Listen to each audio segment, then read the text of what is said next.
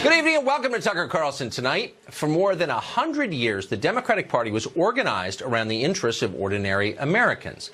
Democrats ran campaigns on things like higher wages, better working conditions, against the banks that crushed their voters with debt.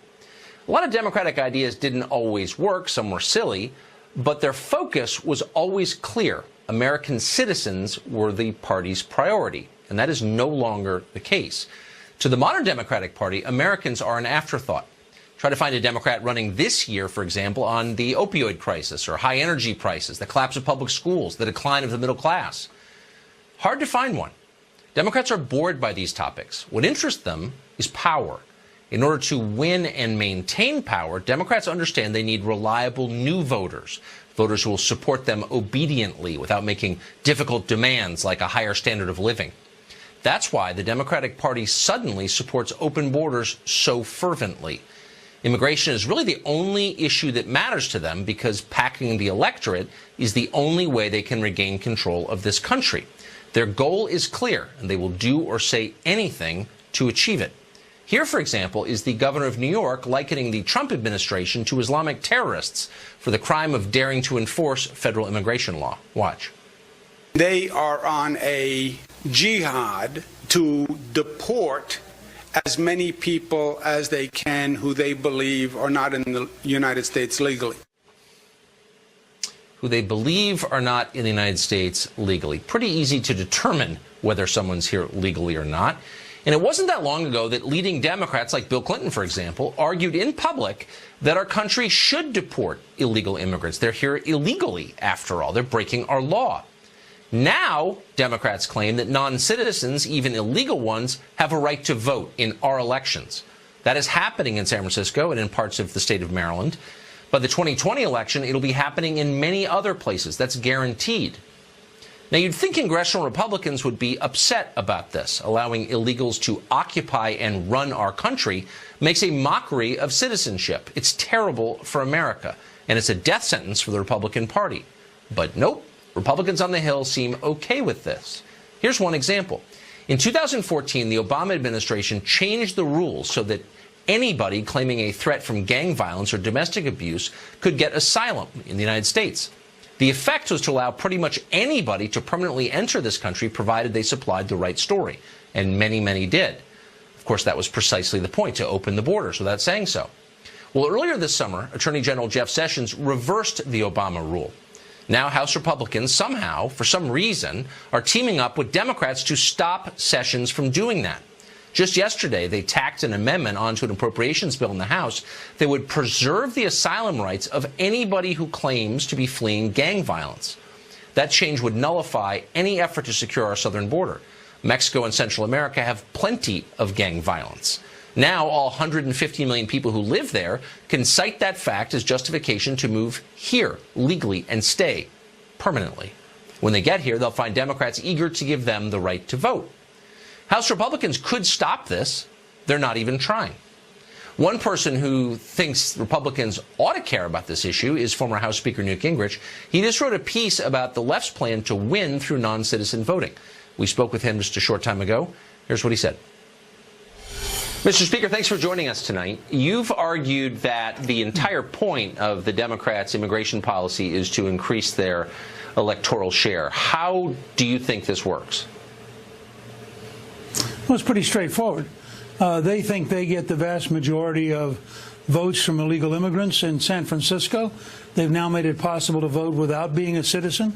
There are other places around the country where Democrats are advocating that they allow people who are not here legally or people who have not yet become citizens to vote.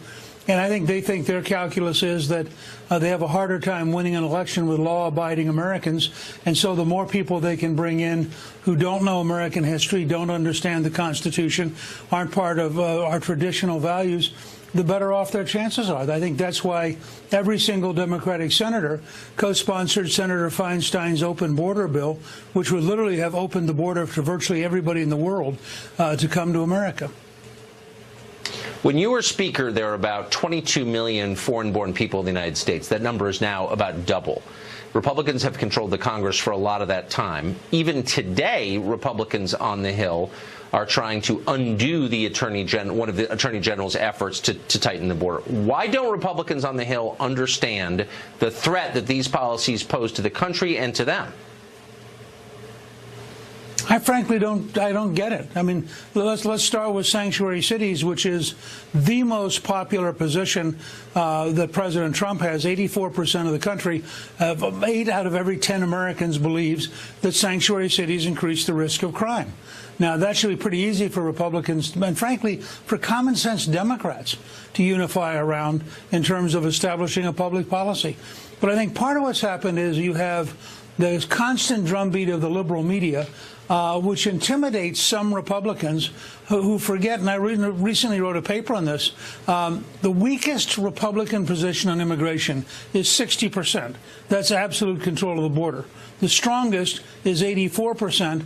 That's closing down all the sanctuary cities, and in the case of California, closing down the sanctuary state.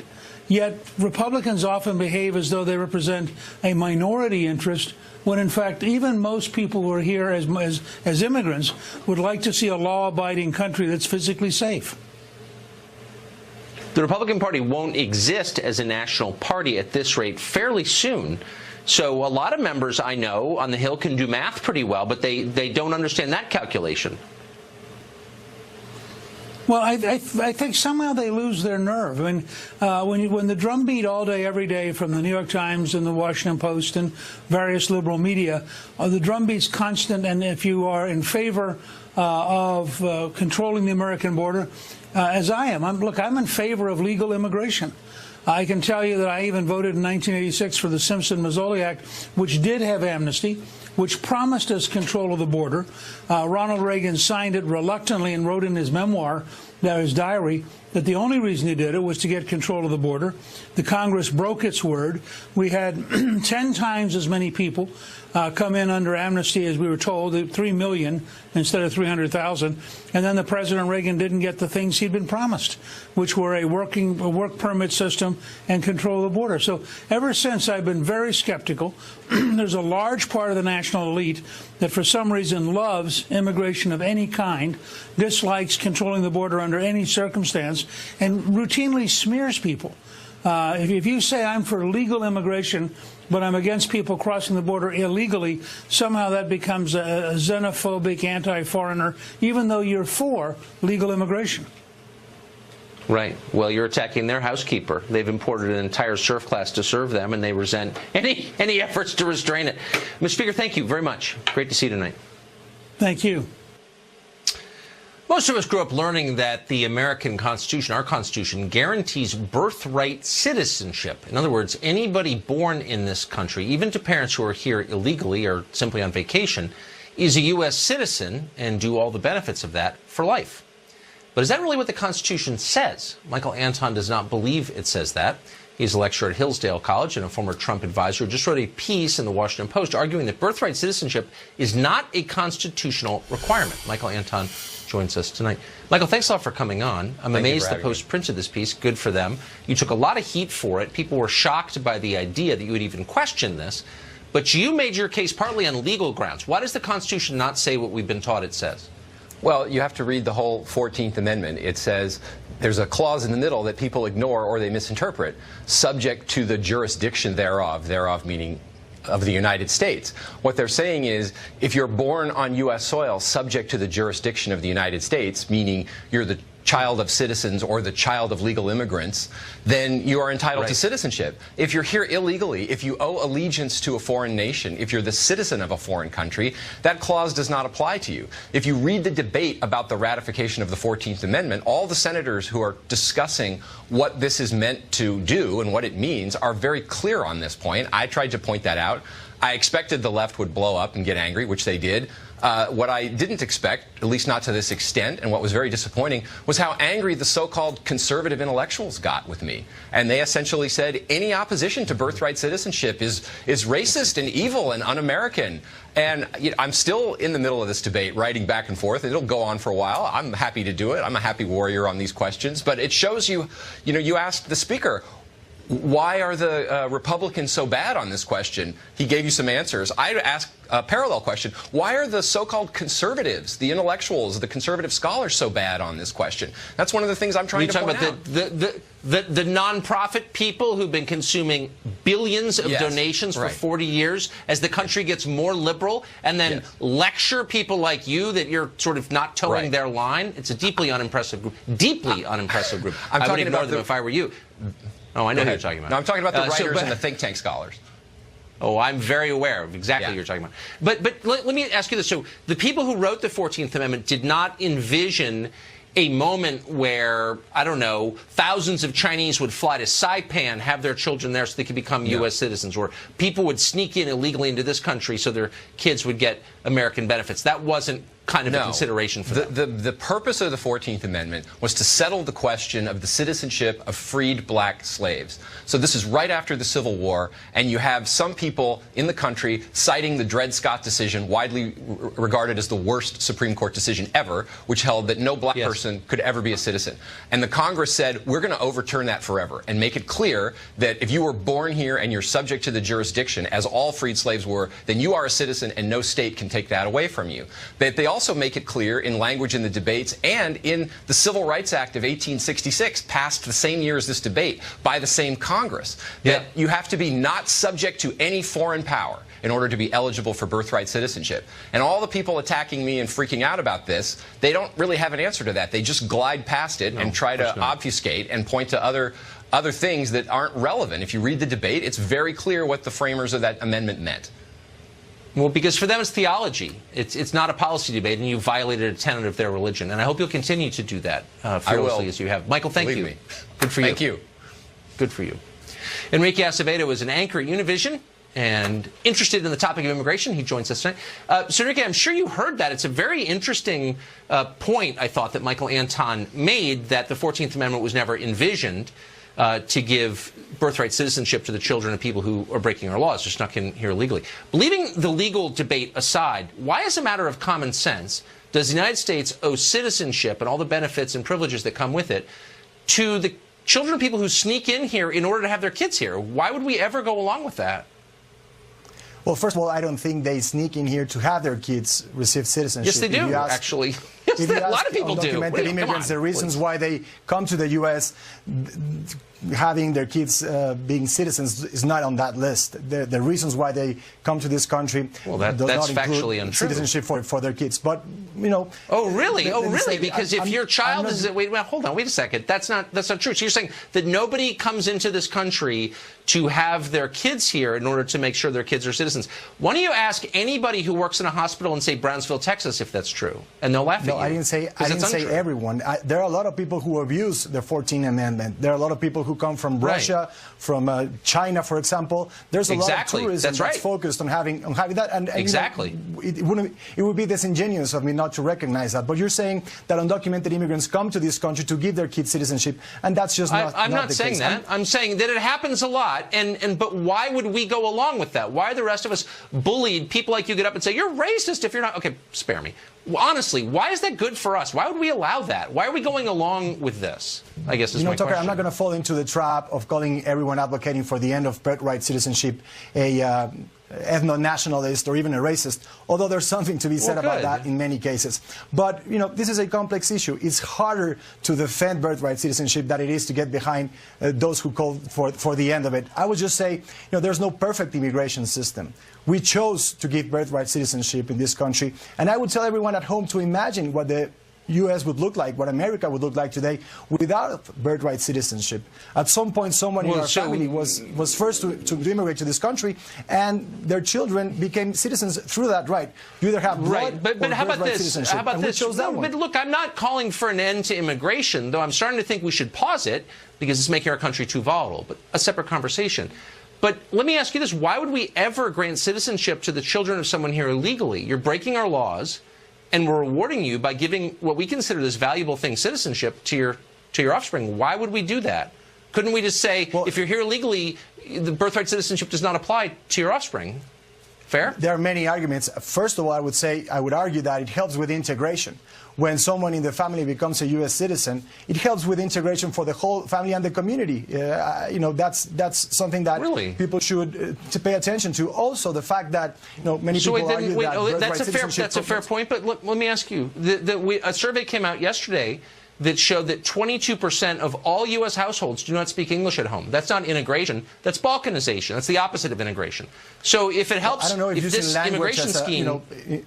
Integration. The only element in terms of integration, Spanish has the most important by far in places like New Mexico for centuries. It's not about just language. Integration 22%. Is about much more than that. Well, of course, no. Language is the key to culture. Anybody who pays 5 minutes of attention to this will tell you that a country in which people can't communicate by language is a disunited country. So do you think it's a good thing that 22% of Americans don't speak English at home? That's a bad thing, right? Actually, it's an interesting statistic because most of those 22% are first-generation immigrants. When you have their children who are actually U.S. citizens because they were born here, the vast majority speaks English as their first language. And more, unfortunately, they're forgetting about Spanish.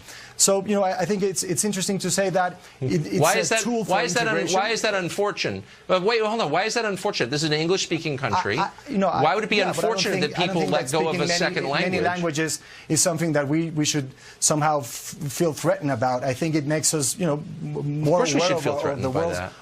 No. Plus, Spanish has been spoken in this country. Because language is culture, and you want a united culture, right? Because, as you know, half of this country was part of Mexico before it became the U.S., right? Half of this country was not part of Mexico, actually. That's factually untrue. But really quick, do you think that gives Mexico that's not half the country. As a geography major, I can tell you. But very quick, do you think the fact that some of this belonged to the colonial Mexico, really Spain, actually, but does that give Mexico some right to send its poor people here, do you think? I don't think Mexico is sending anyone here. Actually, migration from Mexico is net zero. More people, more Mexicans are leaving the U.S. than those who are coming to this country. So, I think that's also an important statistic when we talk about immigration. Again, untrue. And just untrue. One quick thing, because I heard what Speaker Greenwich said at the beginning of the show. Yep. Oh, okay. Well, next time then. Enrique, thank you very much for joining us. Thank you. I appreciate it. Canada is dealing with its own immigration crisis, amazingly, and Prime Minister Trudeau has a plan: free hotels for immigrants. How do Canadian taxpayers who are not getting free hotels feel about that? We'll speak to one next.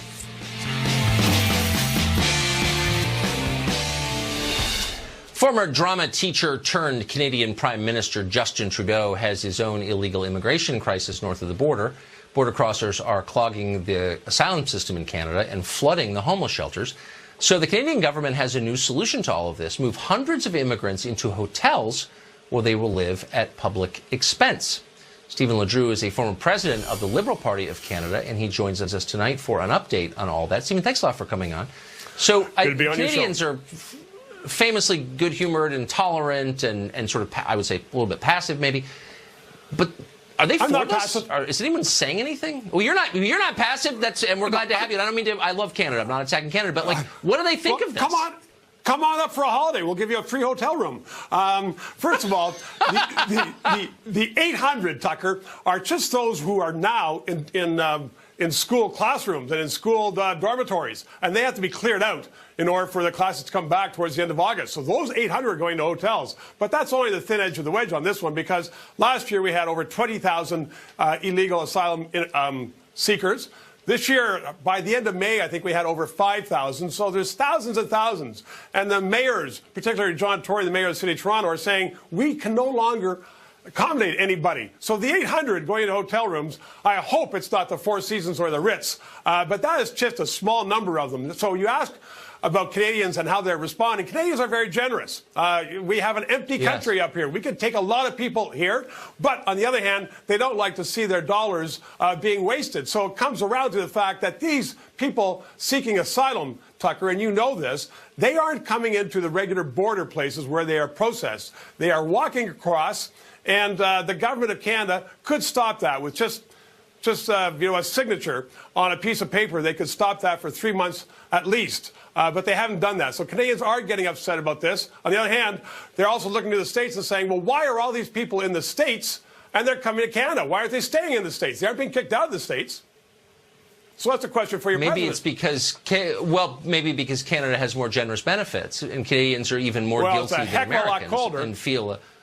Yeah, it is. It's much colder. So your prime minister, who I don't think really gets the credit he deserves for being a buffoon, no offense, is basically telling Canadians they're not allowed to complain about this. You're a bad person if you're against this, I think is his position. Well, he's saying that on a lot of matters. I mean, he's been singing the same tune since he's been in office, talking about, gender equality and all kinds of stuff. He's had a lot of failures over the last year, and people are starting to he's starting to wear thin. So I don't think the Tories, we're having a campaign, we're going to have an election, Tucker, in 14 months. They haven't started saying yet, build the wall and make President Trump pay, as he's saying with Mexico. But it could come down to something like that, because Trudeau is, in fact, saying not only on pipelines. I mean, we paid one of your Texas companies $4.5 billion, with a B, $billion. That may not be that much in the States. In Canada, is a lot of money. We paid them a pipeline, that much for a pipeline out west, because we couldn't get them to agree with all the terms of it, and all kinds of other protesters. I mean, he is in trouble. I meant to thank you for that, by the way. Stephen, we're out of time, but I just want to thank you for injecting that much into the American economy.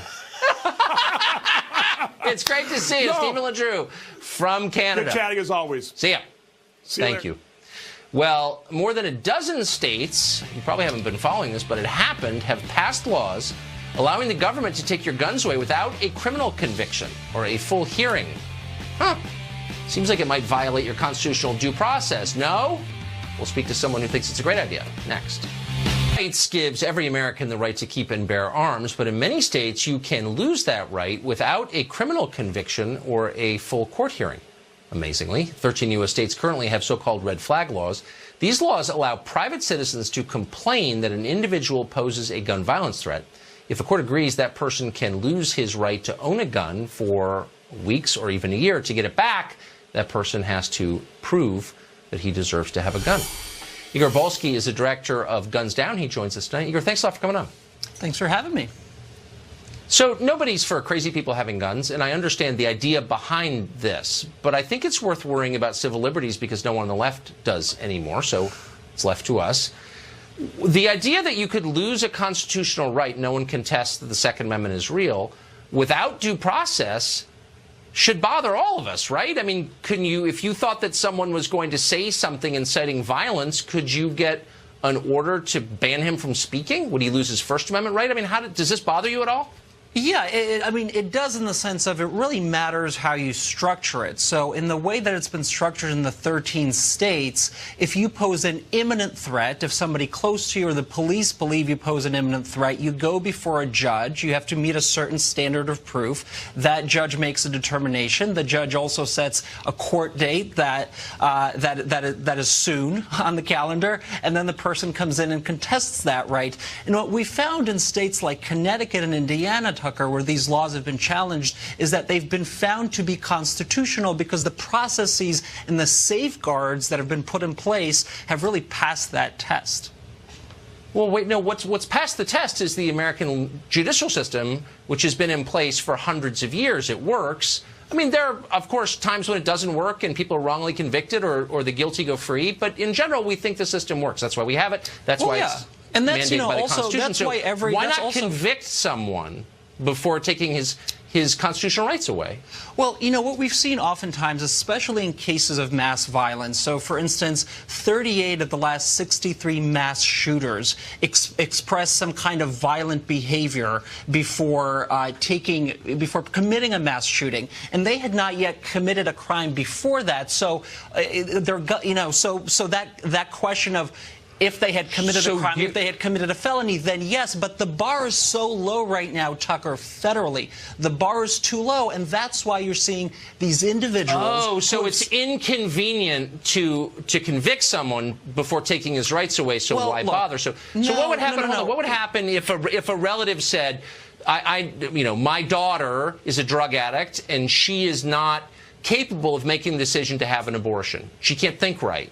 So a judge can swoop in without a trial and say you're not allowed to have an abortion. We're taking that right away. You know, would you be okay with that? Well, hold on. I remember after Parkland in Vermont, police found an individual, an 18-year-old, who had amassed weapons and wanted to commit mass murder in his school.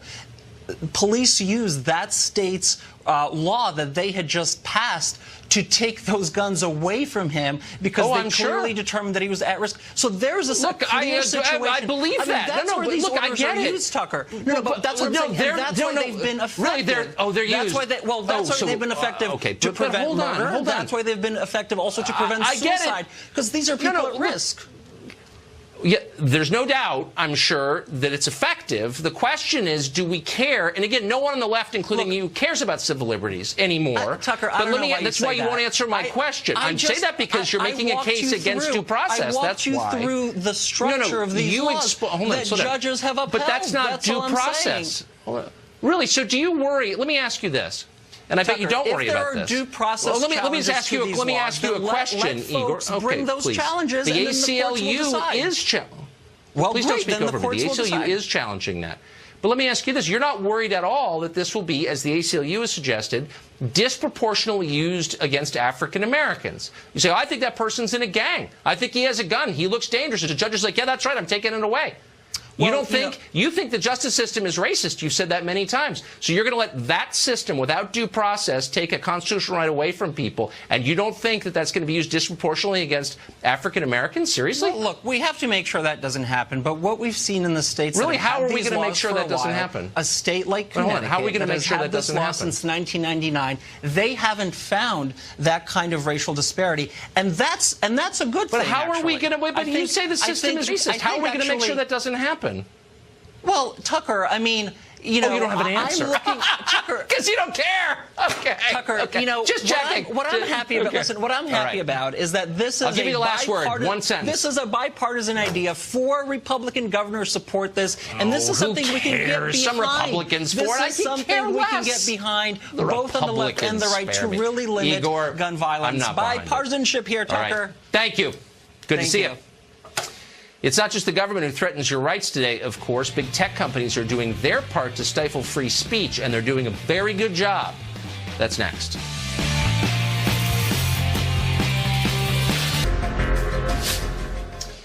Well, the tech industry used to describe itself as a citadel of free speech. It was all about freedom. But, of course, that is no longer true. That reputation is safely dead and buried. A new Vice investigation has exposed shadow bans on conservative accounts at Twitter, while Google-owned YouTube recently removed several videos purely for their political content. It's not the first time they've done that. It's common. Brett Larson hosts Fox News Headlines 24/7. He joins us with more on those stories. Hey, Brett. Hey, Tucker. Good to see you. It was definitely a 1-2 punch of problems for social media giant Facebook today. The problem started with a disappointing earnings call on Wednesday. Facebook admitted that a combination of privacy concerns and new personal data handling rules that went into effect in the European Union resulted in a loss of a few million users, and worse, the ability to target ads as precisely as they could just a few months ago. Now, you mix that in with the simmering worries of users here in the U.S. following the Cambridge Analytica scandal, and the wind has blown the house of cards down. $100 billion down, actually, today. In fact, the stock drop is the largest drop in value in Wall Street history. Facebook stock closed down 19%, its lowest in nearly 3 months. Now, a little further up the peninsula in San Francisco, Twitter also dealing with some bad news. Vice News reported that Twitter was shadow banning some prominent Republicans. Basically, what that means is when you searched for users like Congressman Jim Jordan or GOP Chairwoman Ronna McDaniel, their names didn't auto-populate, which limits their reach. Now, Twitter quickly fixed it and said the users were mistakenly caught in a troll trap, an attempt to clean up the discourse on the platform by improving what Twitter calls conversation health to limit the reach of troll-like behaviors. And citing community standards, YouTube yanked 3 videos from Alex Jones's InfoWars, one of which alleged to show a man pushing a child to the ground. InfoWars says the videos could have simply been labeled mature content, but YouTube has had a contentious relationship with InfoWars this year, penalizing them earlier in the year when host Alex Jones suggested the survivors of the Parkland school shooting were reading scripted lines. Now, social media sites have been struggling to automate the process of moderating conversations, blocking bullies, and flushing fake news. And the results aren't always a benefit to some conservative voices. Tucker?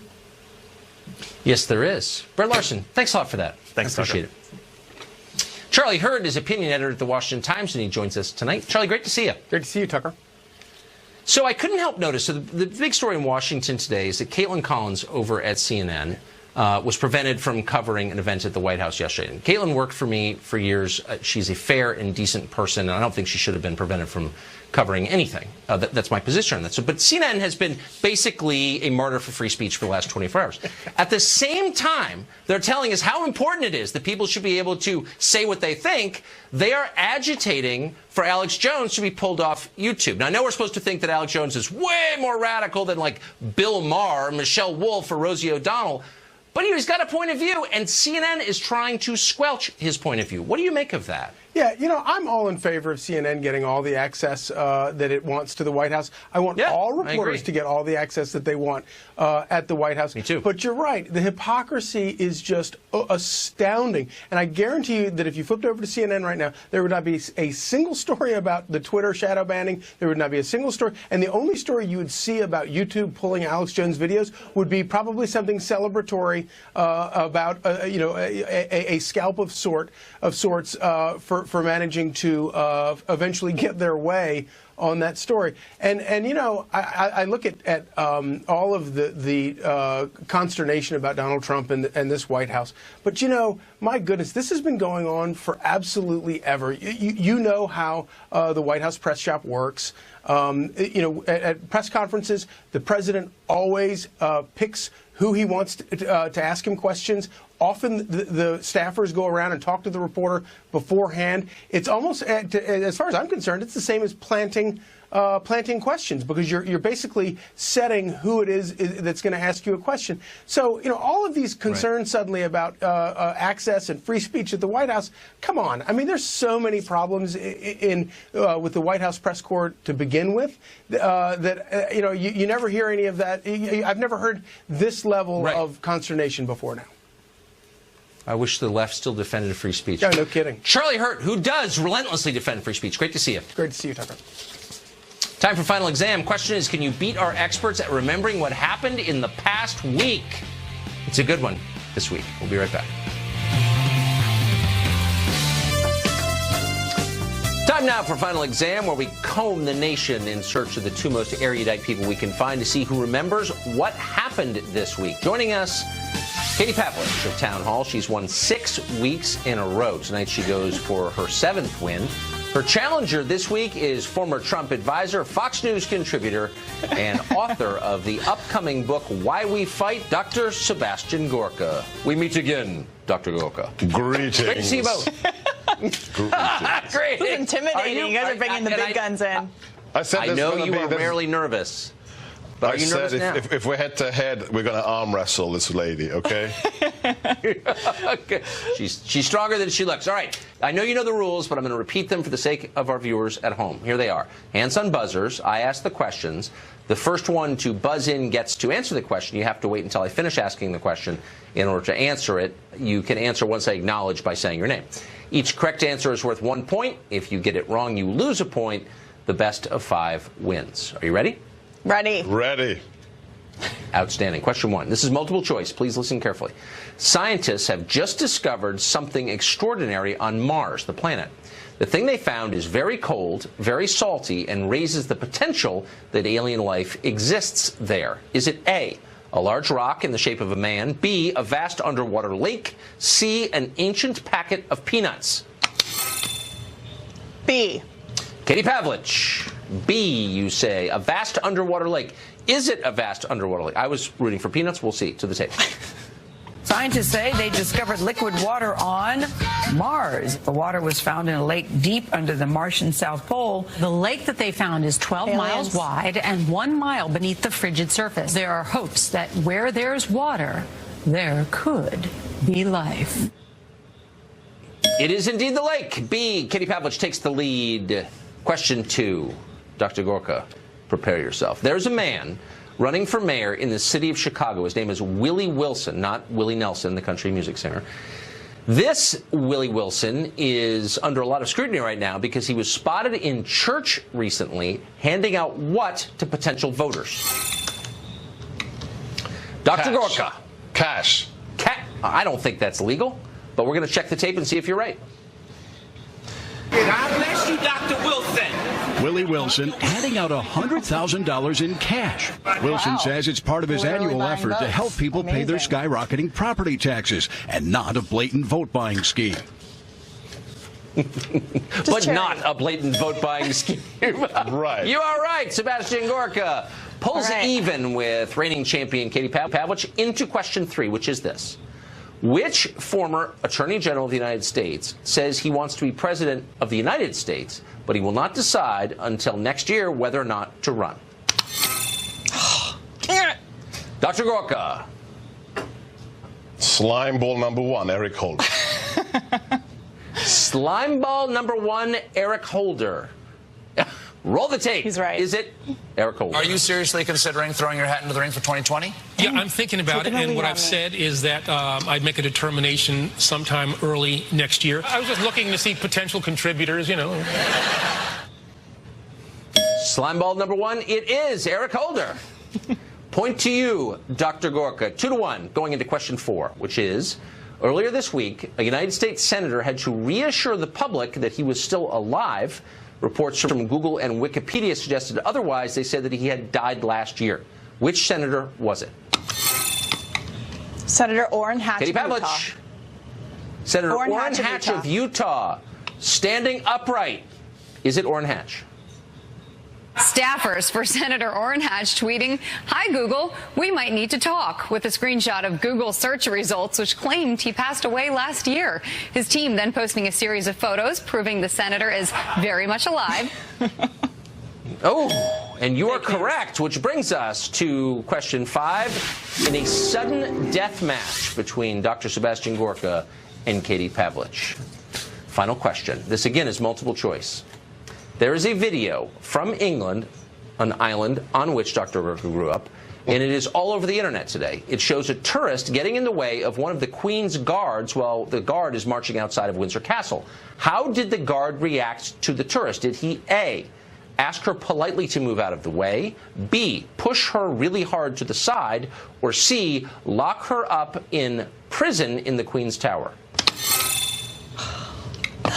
Dr. Gorka. I'm going for A, Tucker. A. Did he politely ask her to move out of the way? To the tape we go. It was B.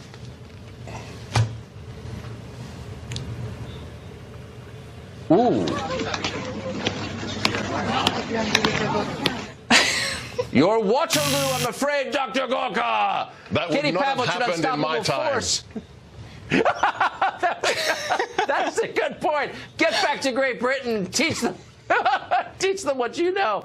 Thank you both. And Katie Pavlich, you have the mug big enough for a massive dinner party to serve. Of course, our commemorative We are going Eric to have a party Wemple with all the Fear mugs. and Terror mug. You ought to. We are going to. Sebastian Gorka, Gorka, on social congratulations. Media, for sure. Thank you very much. Getting as far as you Good did. game. Saluting you.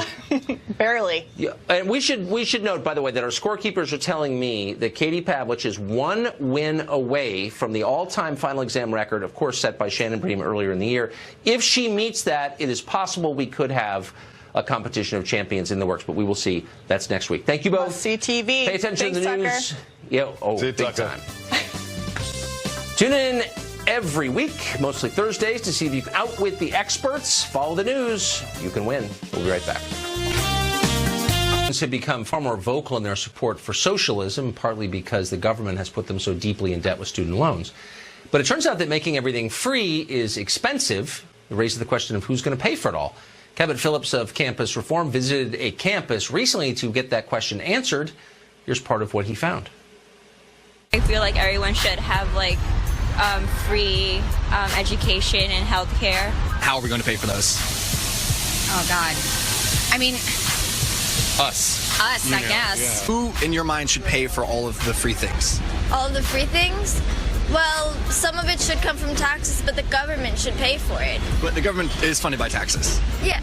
I don't know where the money would come from, but they can figure it out. Okay. The people with a good idea and a good reason to spend their tax money wouldn't mind actually paying more taxes. Kevin Phillips joins us tonight. They can figure it out. That seemed to sum up a lot of the responses you got. That is exactly what happened. These were all people in Alexandria Ocasio-Cortez's district, I might add. And I think it's easy to laugh along and get caught up in seeing how funny it is, but it's ultimately not a laughing matter. Just how popular socialism has become. Millennials, who are the most likely to support it, are now the largest voting bloc in America. And millions of them are graduating college every year with a warped perception of reality. I think that's where this starts, as college campuses. I've been on about 50 college campuses in the past year with the Leadership Institute's campus reform. They all have one thing in common, and that's that socialism is viewed as highbrow, it's viewed as compassionate, and if you dare support capitalism or free markets, you're evil, you don't care about poor people. And I think the left is winning the messaging battle right now by teaching people that socialism is tolerant and it's not actually in line with what history has shown us socialism really is. Yeah. Well, this is what the finance economy has brought us. Kevin Phillips, thanks for that report. Great to see you. Thanks for having me. We're sadly out of time. Tune in every night at 8 to the show that's the sworn enemy of lying, pomposity, smugness, and groupthink. Sean Hannity, right now. All right, Tucker, thank you. Great show. Welcome Hey, to Sean.